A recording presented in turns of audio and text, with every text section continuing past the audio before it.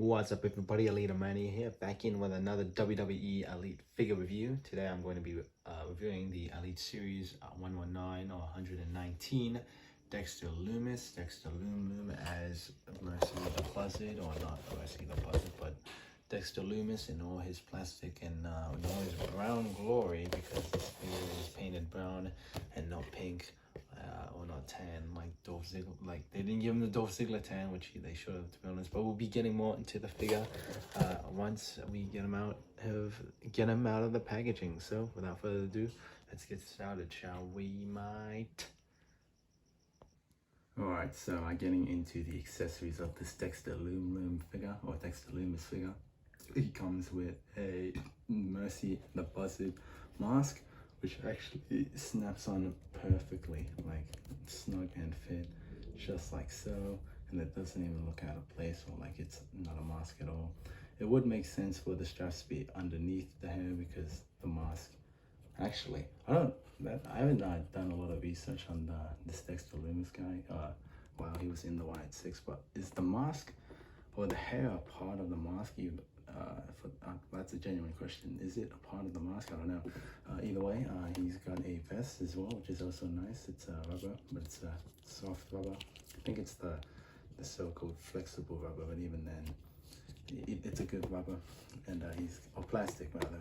He's got fisted hands. That he comes packaged with fisted hands, and I'm glad to say that these are a new mold. Get more on that whilst I'm reviewing the figure. And he has mic holding gloved hands, which is also a brand new mold, perfect for the Fiend actually, because the Fiend figure hands are very tiny and small, whereas these ones are kind of overly big. We'll be getting more into him right about now actually. So yeah, it's a very nice figure. I will say, first looking at it, I did know it was going to be a crack-up figure, but I was worried that the legs would have been, like, because it's pinless, it would have stuck out to the side, like kind of like that a lot. But no, it's actually pretty good, and it's not warped or anything by the packaging. I will say that the articulation on the foot, there is no ankle swivel whatsoever, like none. It's only ankle rocker hinge, which is quite unfortunate, but either way, they sacrificed that point of articulation for the sculpt, which is very nice on the front, but in the back it's kind of lazy. I mean, there's a speck of dirt there, or design there, but either way, it's all right. It's not too bad. And yeah, it's the front of the jeans or the pants or whatever is very nice. It's got the stitches there and the patches on this side, and the dirt covering the legs, even on the shins. I wish it continued all around the calves as well, but maybe it's an aesthetic choice in the design of the pants and attire. On to the tattoos. They are applied very nicely, as well as the gloves. They are a bit on the bigger side, but because they have bigger arms, you can get away with it. It's alright, but it's still a bit oversized. Actually nice for like those MMA or boxing gloves, but either way, I can see them definitely be using it, but I'll be taking these gloves off just because I think they're a bit oversized. But even then, I think these will be oversized as well. And that's another thing, the tattoo, the skin tone is very different.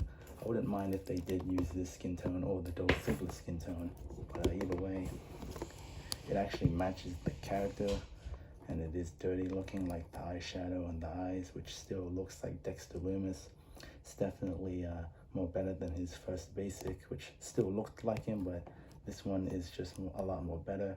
I will say though that the hair and the beard is a lot more lighter looking on the packaging on the back for the head and for the hair on the head and the beard. Not the dreads. The color that the dreads are here should be the color that the beard and the head should be, but at the same time probably not, because it probably look a lot more cheaper looking, because the head scan is still really cool. I mean, just look at that. That is a lot of detail for a mid-carder or a tag teamer. And that's another thing. This could easily go in the top 10 best figures of the elite, best elites of the year. because it comes with a lot, well not a lot, but there's a lot of detail in it for a jobber, not a jobber, but for a mid-carder, and it's so cool to play around with. Again, the shin or the lack of ankle articulation does bug me, but not enough to where I can't play with him, because he's very playable and he is very toyetic, and he doesn't have that Vietnamese problem where he can't, or where he can lift his leg up but not to the side. He can move to the side but not far up, and that's another thing. I'll be getting more into the articulation right about now. So he has an ankle rocker on his foot and a hinge on the same ankle that can go that far back, not so much forward. No ankle swivel, like I said before. Double jointed knees that go that far down, off back. Ankle swivel, or hip swivel rather, or ankle. I keep mentioning the ankles, that's how much it bothers me. But yeah, he can do this. He can split his legs that far apart and can kick that far forward and that far back, which isn't a lot. Waist swivel, which is pretty tight on mine. Ab crunch that goes that far forward, that far back, and his arm can go all the way around. Can go that far up. Bicep swivel, double jointed elbows, hinge and a wrist swivel on the hand, and his head can go all the way around, can look all the way around, can look that far down and then that far up, which isn't a lot, but that far down and that far up. Yeah, pretty good figure. Now on to some comparisons. First up, here he is with the Miz. Here he is with Johnny Gargano. Getting into some scarier and spookier characters. Here he is with The Fiend. Here he is with Bray Wyatt. Here he is with the Boogeyman. Here he is with Aleister Black. Here he is with The Undertaker. Here he is with Karrion or Killer Cross.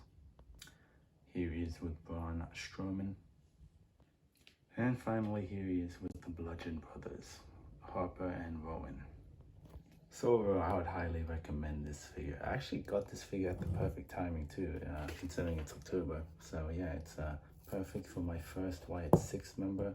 I'm definitely not gonna get that Rowan figure or that 3-pack with Uncle Howdy and Nikki Cross, but yeah, I think I'll probably get the Joe Gacy just to finish off this tag team, and then just probably put them in a faction with the Bludgeon Brothers, and that's that, because I think this figure is just too good to be what's it called, to be a part of that actual Wyatt 6. What am I saying?